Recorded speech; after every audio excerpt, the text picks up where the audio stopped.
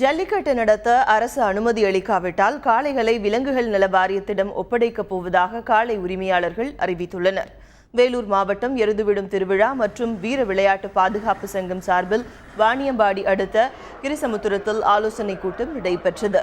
இதில் வாணியம்பாடி, ஆம்பூர், திருப்பத்தூர், குடியாத்தம், காட்பாடி ஆகிய பகுதிகளிலிருந்து 750க்கும் மேற்பட்ட காளை உரிமையாளர்கள் கலந்து கொண்டனர்.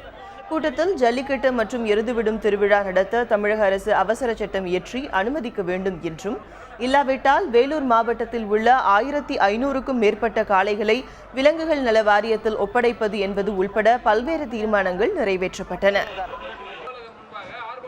வேலூர் மாவட்டம், கிருஷ்ணகிரி மாவட்டம், தருமபுரி மற்றும் திருவண்ணாமலை மாவட்டத்தில் எருதுவிடும் திருவிழா என்று தான் அழைப்பாங்க.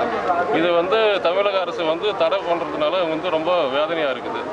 ஆகையால் மாநில மத்திய அரசு இருவரும் இந்த தை திருநாளை முன்னிட்டு தயவு செஞ்சு இதுக்கு ஒரு நல்ல ஒத்துழைப்பு கொடுத்து எங்களுக்கு ஒரு நல்ல பொங்கலாக, தித்திப்பான பொங்கலாக அறிவிக்க வேண்டும். தை திங்கள் முதல் நாளிலிருந்து மே மாதம் வரை எருதுவிடும் திருவிழா நடத்துவதற்கு அனுமதி அளிக்குமாறு தமிழக அரசு வேலூர் மாவட்ட சார்பாக, ஊர் மன்றத்தின் சார்பாக கேட்டுக்கொள்கிறோம்.